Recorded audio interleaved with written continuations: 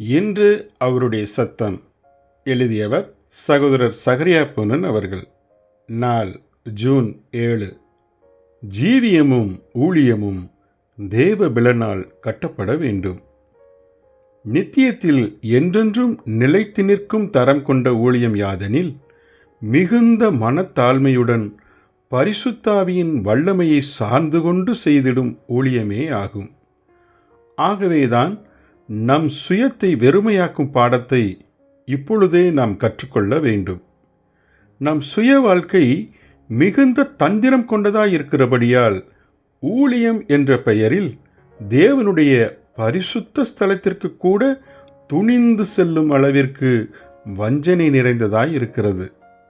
ஆகவே தேவனுக்கு ஊழியம் செய்வதில் கூட சுயம் தோன்றுவதை கவனித்து அந்த சுயத்தையும் நாம் மரணத்திற்கு உட்படுத்த வேண்டும்.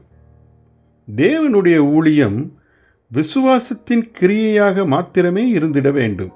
அதாவது தன்னால் யாதொன்றும் இயலாமல் தேவனையே முழுவதுமாய் சார்ந்து கொள்வதிலிருந்து பொங்கி வரும் விசுவாச கிரியைகள் அல்லது விசுவாச ஊழியங்கள். ஆகவே நம்முடைய ஊழியங்கள் மனுஷருடைய கண்களுக்கு முன்பாக எவ்வளவு வல்லமை பொருந்தியதாக இருந்தது என்ற கேள்விக்கு யாதொரு இடமும் இல்லை.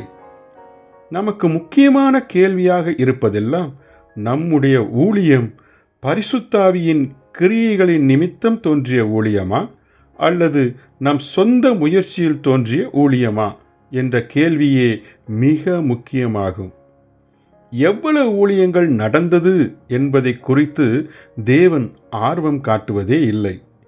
அந்த ஊழிய பணிகள் எந்த வல்லமையினால் செய்யப்பட்டது என்பதிலேயே தேவன் ஆர்வம் கொண்டிருக்கிறார்.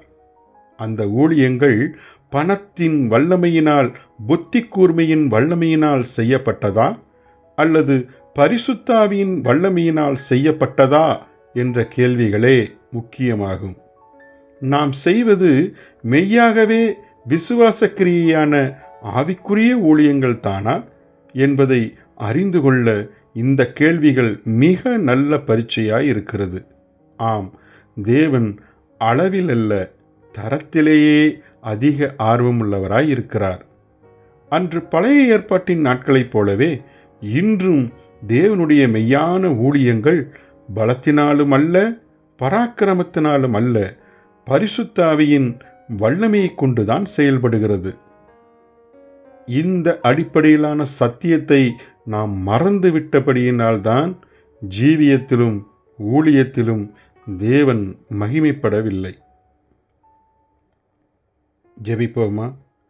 அன்புள்ள தகப்பனே, எங்கள் சுயபலனை மரணத்திற்கு ஊற்றி பரிசுத்தாவியின் பலனை பெற்று அதன் மூலமாய் ஜீவித்து ஊழியம் செய்திட கிருபை தாரும். இயேசுவின் நாமத்தில் ஆமென்.